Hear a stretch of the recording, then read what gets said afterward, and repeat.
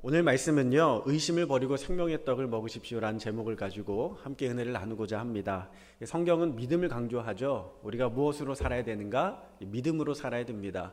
의인은 믿음으로 살고 우리는 믿음으로 삽니다. 그리고 성도는 믿음으로 구원받습니다. 또 믿음으로 세상을 이기죠.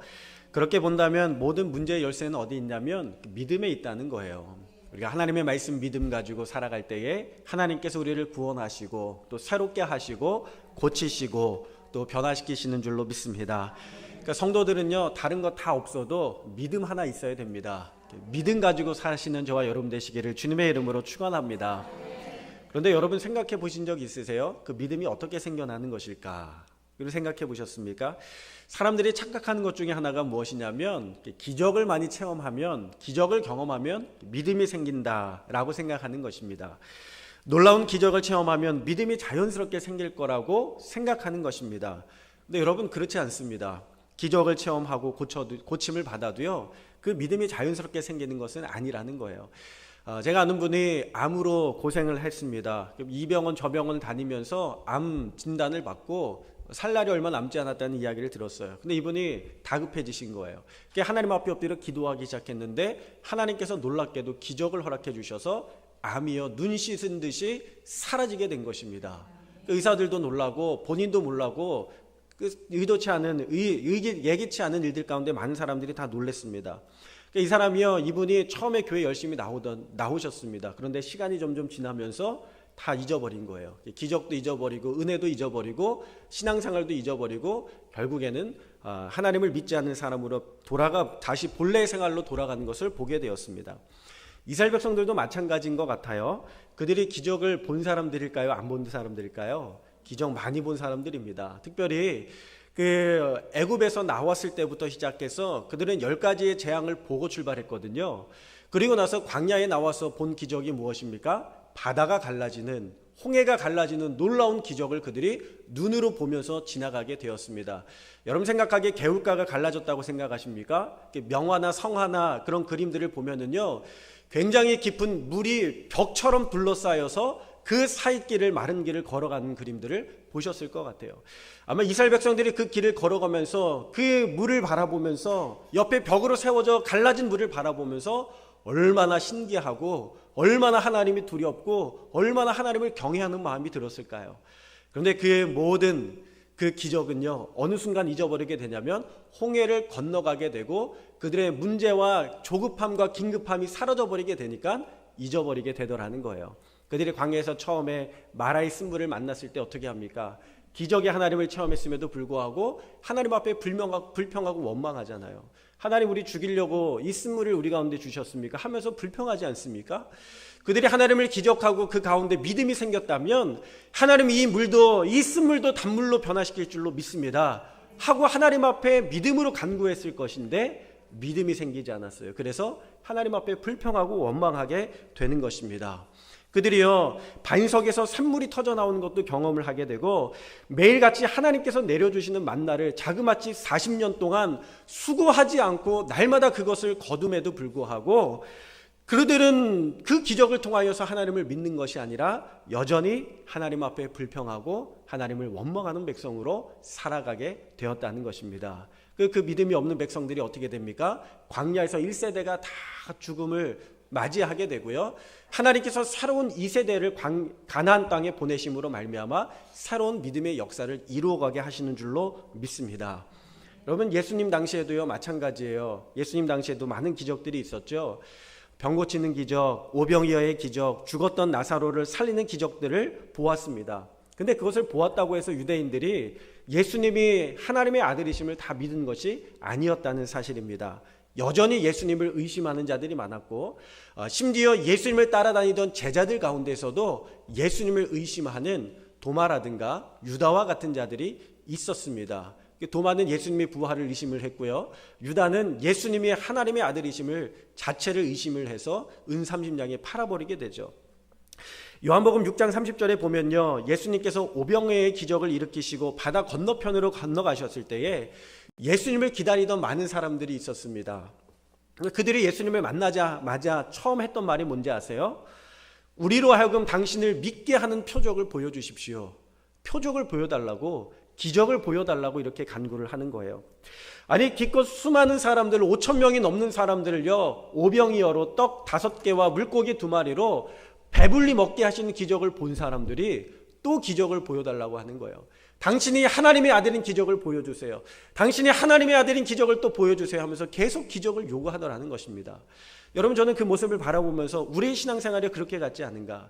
하나님 앞에 기도하고 하나님께서 응답하시고 또 역사하시고 체험하여 주시고 보여주셨음에도 불구하고 계속해서 하나님이 하나님 되심의 증거를 보여달라고 우리가 계속해서 요구하고 기도하고 간구하고 있지는 않습니까?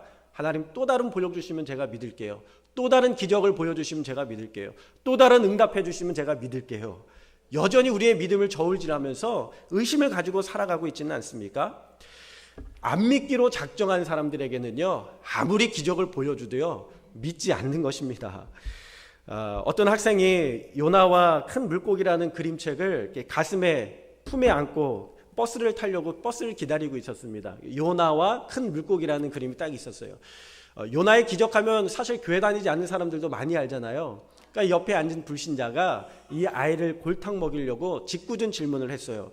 얘야, 너 요나와 큰 물고기에 대한 이야기를 믿니? 그러니까 이 아이가 그럼요. 오늘 교회 학교에서 우리 전사님이 잘 말씀 전해주시고 오셨는데요. 믿지요. 교회 학교에서 배운 내용인데요. 성경에 써 있잖아요.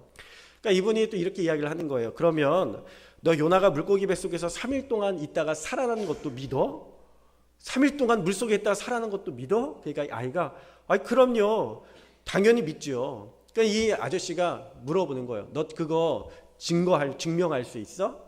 증명할 수 있어? 이렇게 물어보는 거예요. 그러니까 이 아이가 어떻게 증명을 해야 되나 생각을 하다가 이렇게 대답을 했대요. 제가 천국에 가면 요나 아저씨한테 물어볼게요. 그러니까 이 아저씨가 또 물어보는 거예요. 야, 요나가 만약 천국에 없고 지옥에 있으면 어떻게 할래? 그러니까 이 아이가 뭐라고 대답할게요? 그러면요 아저씨가 가서 물어보세요. 이렇게 대답을 했다는 것입니다. 여러분, 믿지 않으려고 하는 사람, 의심하는 사람들에게는요 아무리 많은 증거를 대고 물증을 대줘도요 믿지 않습니다. 불신은 질병이라는 거예요. 안 믿으려고 하는 사람들은 콩으로 매주를 쓴다고 해도 안 믿는다니까요. 여러분, 콩으로 매주를 써요. 아세요? 네. 근데요 믿지 않는 사람들은 그것도 믿지 않습니다. 야, 그거 슈퍼에서 사온 거 아니야? 그 콩 중국산 아니야? 그러면서 믿지 않더라는 것입니다. 그러니까 의심하는 것은 무엇이냐면 질병이라는 것을 우리가 깨달아야 돼요. 죄악된 인간의 본성이며 하나님을 의심하는 것은 죄악된 인간의 본성이라는 것을 우리가 깨달아야 될 줄로 믿습니다. 그럼 이 질병이 언제 치유되느냐? 하나님의 은혜로 말미암아 치유되는 줄로 믿습니다.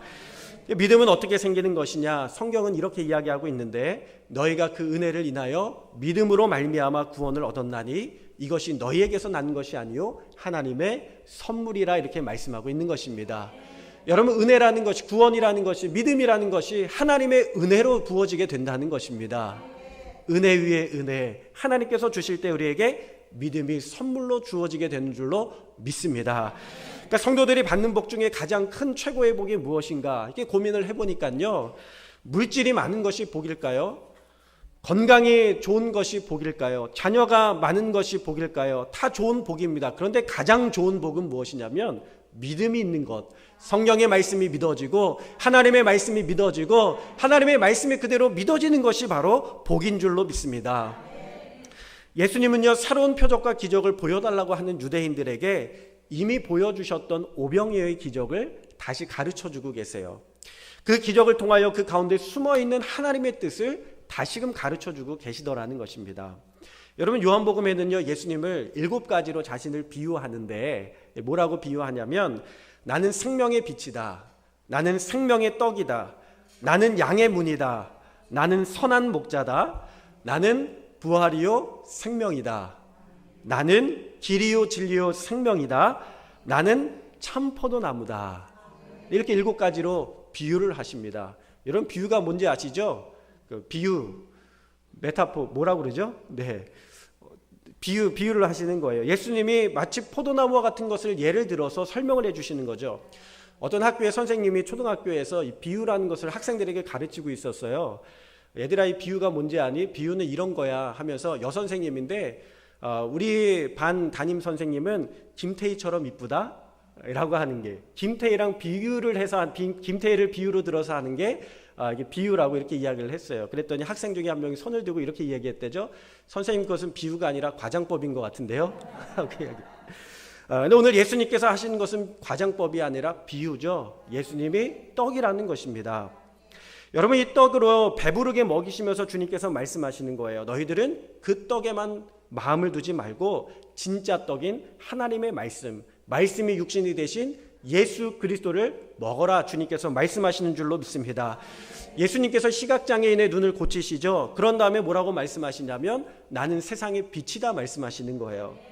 예수님께서 죽었던 나사로를 살리십니다. 무덤에서 나오라 명령하셔서 죽었던 자, 썩어서 이미 몸이 부패하기 시작하고 냄새가 나기 시작하는 자를 불러일으켜 세우셨습니다. 살리셨어요. 그리고 나서 뭐라고 말씀하십니까? 나는 부활이요 생명이니 나를 믿는 자는 죽어도 살겠고 살아서 믿는 자는 영원히 살리라. 주님께서 기적을 통하여 자신이 누구인지를 명확하게 요한복음의 말씀을 통하여 보여주고 계시는 줄로 믿습니다. 또 오늘 주님께서 나를 먹어라 라고 말씀하시는 것은 무엇이냐면, 이 예수님은 말씀이 육신이 되신 분이십니다. 그러니까 예수님이 말씀 곧 자체인 것이죠. 또 우리가 예수님을 먹는다는 것은 주님의 말씀을 먹는다는 것을 이야기하는 것이고, 주님께서 살을 내어주셨다는 것은 무엇이냐면 당신께서 십자가에 달려 죽으심으로 말미암아 희생양이 되심으로 말미암아 우리의 모든 죄를 깨끗게 하시고 용서하시고 사여 주셨음을 말씀하시는 줄로 믿습니다. 날마다 우리가 말씀이신 예수님을 먹을 때 우리 영혼이 살아나게 되고 영혼이 살찌우게 되고 풍성하게 살아가게 되는 복된 삶이 되는 줄로 믿습니다. 여러분, 떡이라는 것은 무엇이냐면, 떡이라는 것이 사실은 빵이죠. 빵. 우리는 떡을 먹었지만 유대인들은 빵을 먹었습니다. 그래서 베들레헴이 뭐예요? 베이트가 빵이고, 그렇죠? 베들레헴이 빵집이라는 것을 이야기하는 것입니다. 유대인들에게 빵은요, 날마다 먹는 주식입니다. 밥입니다. 그러니까 예수님은 무엇이냐면 생명의 밥이라는 거예요. 여러분, 오늘 아침 드시고 오셨어요? 네, 저도 아침 먹고 왔는데 우리가 아침 먹어야 힘나잖아요. 저는 예전에 어렸을 때는요, 밥 대신 과자를 주식으로 먹었습니다. 콜라를 주식으로 먹었습니다. 그런데요, 점점 연차가 이렇게 되고 나니까요, 옛날에 항상 제가 들어왔던 밥을 먹어야 든든하다는 말이 무엇인지 알게 되었어요. 저는 그래서 밥 대신 빵 먹는 거 별로 안 좋아하고 밥을 먹고 빵을 먹어도 먹게 되더라고요. 왜냐하면 밥을 먹어야 배가 든든하잖아요. 든든하지 않습니까? 네, 든든합니다. 뭔 말인지 잘 모르겠지? 네. 밥을 먹어야 든든함이 있잖아요. 마찬가지입니다. 그러니까 예수님이 생명의 밥이라는 거예요. 세 가지로 함께 살펴보기 원하는데, 첫 번째는 뭐냐면 밥은요, 필수 요소입니다. 밥은 사치품이 아니에요. 먹어도 되고 안 먹어도 되는 것이 아닙니다. 안 먹으면 죽습니다. 먹어야 됩니다. 몸을 유지하는 데 영양소를 공급해 주는 것이 바로 밥이죠. 그러므로 반드시 먹어야 되는 것입니다. 여러분, 우리의 신앙에 적용한다면 무슨 뜻이 될까요? 예수님은 우리의 삶의 액세서리가 아니라는 거예요. 믿어도 되고 안 믿어도 되는 것이 아니라 반드시 믿어야 우리가 살게 되는 줄로 믿습니다. 우리의 삶뿐만 아니라 우리의 사회와 우리의 문명과 우리의 나라와 국가를 지키는 데 있어서도 주님의 말씀이 우리의 삶의 표준이 되고 기준이 되며 생명의 말씀이 되는 줄로 믿습니다. 얼마 전에 알쓸 신잡에서 그 유시민 씨하고 또 카이스트의 이름은 기억이 나지 않는데 한 박사님 나와가지고 함께 이야기하는 것을 들었어요. 제가 보니까 이 유시민 씨는 종교에 대해서 굉장히 부정적인 생각을 좀 가지고 있었어요.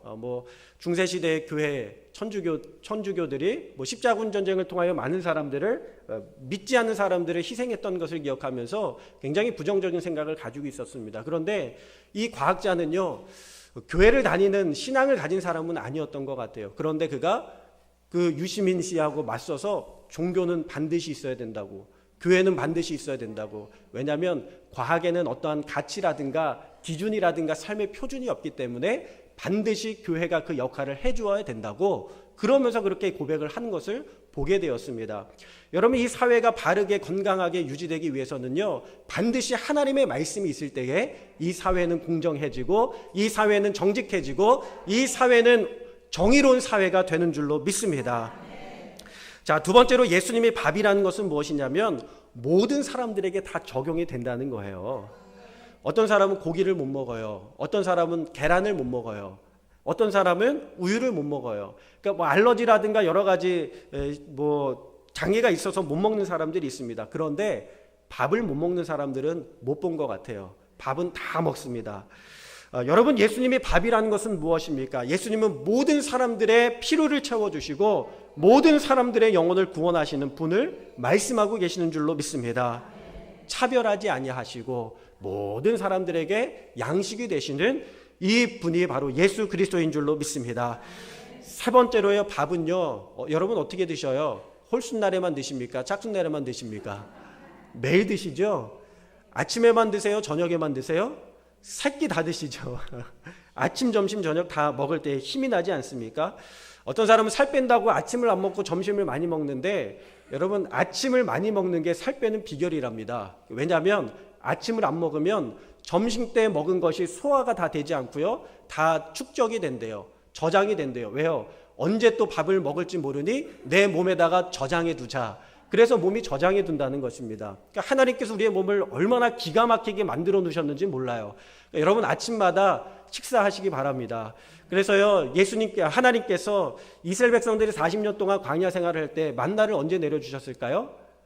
아침에 내려주시는 것이죠. 자, 여러분, 밥이라는 것은 무엇입니까? 매일 먹어야 되는 거예요. 점심도 먹을 거예요. 저녁도 먹을 거예요. 매일 먹습니다. 매일 먹는 것이 당연한 것처럼 무엇이냐? 하나님의 말씀을 매일 먹어야 된다는 거예요. 하나님의 말씀을 매일 가까이 해야 된다는 것입니다. 예수님과의 교제도 매일매일 감당해야 될 줄로 믿습니다. 그러니까 말씀을 통해서 영혼의 양식을 공급해야 되는 거예요. 그래서 예수님께서 나는 생명의 떡이다, 이렇게 말씀하신 줄로 믿습니다. 우리가 먹을 때는 잘 먹어야 되죠. 아무거나 먹으면 안 되는 것입니다. 제가 어렸을 때만 해도요, 버섯을 먹고 탈나는 사람들이 많이 있었고 버섯을 먹고 목숨을 잃는 사람들이 많이 있었습니다. 비가 오면은 나무 같은 데 이렇게 버섯이 많이 자라지 않습니까? 근데 그것이 독버섯인 줄 모르고 먹었다가 목숨을 잃게 되는 사람들을 많이 보게 되었어요. 또 어떤 사고가 많았냐면 부동액을 먹는 사고가 많았습니다. 여러분, 부동액 드셔보셨어요? 맛이 어떤지 잘 모르겠어요. 그런데 이상하게 사람들이 계속 그것을 먹어요. 먹고 사고가 납니다. 그래서 제가 궁금해서 물어봤어요. 왜 부동액을 먹냐 그랬더니 부동액이요, 달짝지근하대요. 달짝지근하대요. 더운 여름날에 목이 말라가지고 이걸 마시면요, 포카리 스웨트 같은 그런 약간 달면서도 그런 맛이 난다는 것입니다. 그런데 문제는 뭐냐면 먹을 때는 상관이 없는데 먹고 나서 탈이 나게 되는 거예요. 그것에 여러 가지 독소들이 있기 때문에 먹고 나서 목숨을 잃게 되는 것입니다. 그래서 제가 군대에 있을 때 정비병들이요, 부동액을 비율을 맞히는데 어떻게 맞히냐면 살짝 찍어서 맛을 보고 맞힌다는 거예요. 그래서 적당한 단맛이 나면 충분히 들어갔구나, 그렇게 해서 맞힌다는 것입니다. 여러분, 먹을 때는 달아서 먹지만 먹고 나서 목숨이 위태한 것이죠. 그러니까 우리가 이 땅을 살아가면서 무엇을 먹어야 되느냐, 우리의 영혼의 양식에 무엇을 공급해야 되느냐, 먹고 탈날 세상의 문화와 세상의 가치가 아니라 하나님의 말씀, 생명의 말씀, 예수님의 말씀을 먹어야 될 줄로 믿습니다. 그럴 때 우리 영혼이 살아나게 되고 우리의 교회들이 살아나게 되고 이 민족이 살아나게 되는 역사가 있게 될 줄로 믿습니다. 오늘 예수님께서 자신을 생명의 떡이라 말씀하셨더니요, 유대인들이 수근수근 거렸어요. 수근수근 거렸다, 이 말씀을요, 헬라어 단어를 히브리어 단어하고 매칭을 해보면 원망했다라는 단어와 같은 말입니다. 구약의 백성들이 하나님을 불평하고 원망했죠. 지금 신약의 이스라엘 백성들, 유대인들이 예수님의 말씀 앞에 불평하고 예수님의 말씀을 원망하고 있다는 것입니다. 하나님에 대해서 수근수근거리는 것은요, 인간의 부패함을 보여주는, 죄성을 보여주는 증거인 것이죠. 언제 교회가 힘이 약해지는지 아세요? 수근거릴 때 교회가 약해집니다. 성도가 서로 수근거리고, 그리고 말씀을 가지고 수근거리고, 믿음을 가지고 수근거리고, 교인들끼리 수근거리고, 목회자에 대해서 수근거리기 시작할 때에 교회는 무너지게 된다는 것입니다. 세상은 그런다 할지라도 우리는 하나님의 말씀에 아멘 해야 될 줄로 믿습니다. 옆에 분하고 좀 인사하시면 좋을 것 같은데, 아멘 성도가 됩시다. 여러분, 우리에게 필요한 것은요, 순종인 줄로 믿습니다. 하나님의 말씀에 아멘하고 순종하고 믿음으로 나아갈 때에 하나님께서 역사하시는 줄로 믿습니다. 20세기에 들어서요, 많은 신학자들, 신학의 사상들을 바라보면 참 실망스럽습니다. 제가 가장 큰 피해를 봤던 사람인 것 같아요. 제가 신학대학에 들어갔을 때에 정말 순수한 믿음과 하나님에 대한 열정을 가지고 신학대학에 딱 들어갔을 때에 교수님들이요, 하나도 믿음이 없어 보이는 거예요. 제가 성경에 대해서 배울 줄 알고 들어갔는데 성경에 대해서는 이야기하지 아니하시고 누구의 생각, 누구의 이론들, 그 이론들이 마치 참된 하나님의 말씀인 것처럼 증거를 하시고 증언을 하시더라고요. 여러분, 신학자들이 하는 것은요, 수많은 이론 중에 하나의 가설일 뿐이지 진리는 아닙니다. 진리는요, 오직 하나님의 말씀인 줄로 믿습니다. 그러니까 교수님들도 몰랐던 것 같아요. 그게 그냥 하나의 이론이라는 것을 몰랐던 것 같아요. 그래서 마치 진리인 것처럼 전했던 것이죠. 너무나도 실망했던 것이 생각이 나요. 여러분, 자유주의 신학이 들어와서 모든 성경을 다 파헤쳐 놨어요. 인간적인 방법으로, 인간적인 눈으로 다 파헤쳐 놓았습니다. 그 제가 신학대학에 들어갔을 때 성경을 가르치는 게 아니라 인간적인 생각, 논쟁으로 다 도배해 버렸어요. 근데 그 교만함도 잠깐이었습니다. 세계대전이 일어나게 되면서 유럽이 어떻게 되었죠? 전쟁과 포악 가운데 휩싸이게 되지 않습니까? 불바다가 되었어요. 그러면서 깨달은 것이 무엇이냐면 심리학이라든가 신학이라든가 천학이라든가 모든 곳에서 인간의 이성이 대안이 아니다 라는 결론을 내렸습니다.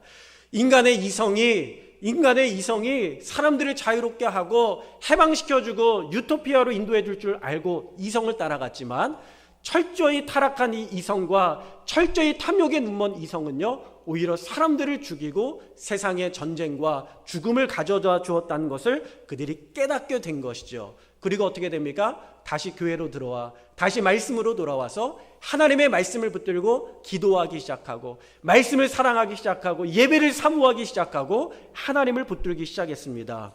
그랬더니 놀라운 일들이 벌어졌죠. 신앙의 부흥이 일어나게 되고 사회가 변화되게 되고 개혁이 일어나게 되는 놀라운 역사가 일어나게 된 줄로 믿습니다.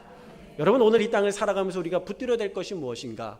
여전히 우리 가운데 소망이 되고 생명이 되고 진리가 되시는 하나님의 말씀, 그리고 말씀이 육신이 되어 우리 가운데 거하시는 예수 그리스도를 붙들고 살아가는 저와 여러분이 다 될 수 있기를 주님의 이름으로 축원합니다.